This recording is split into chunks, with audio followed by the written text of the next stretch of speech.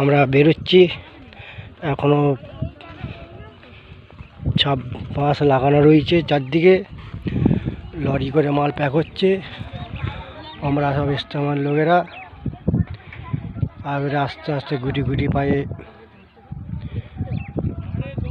ফিরছি। কলার গাড়িটা কোথায় গেল? কয়া যাবি? 10,000 কি 20,000 বিঘে জমি আছে। বেশি সেটা বললো তো তো কি চালাই নয়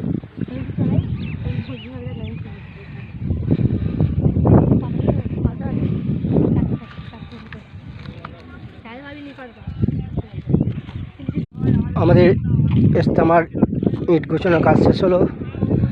আমরা যাচ্ছি এখন বাঁশ বইতে, কিন্তু আমরা এত কাজ করলাম কিছু মনে হলো না, মনে হয়েছে কিছু করিনি। এর জন্যে তোমাদের আবার একটা জিনিস দেখাচ্ছি, নতুন জিনিস। আমাদের দিঘির পাড় জুম্মা মসজিদের প্রেসিমাম মুফতি রহমতুল্লাহ সাহেব আমাদের পেপার খুঁজছে বাচ্চাগুলোকে নিয়ে। আমরাও যাচ্ছি ওখানে সামিল হতে, যেন আমরা কুড়োতে পারি। ঠিক আছে, এটা হচ্ছে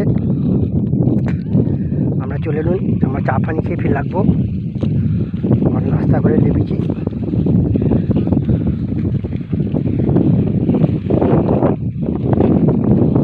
সবাই দোয়া করবেন আমাদের জন্যে।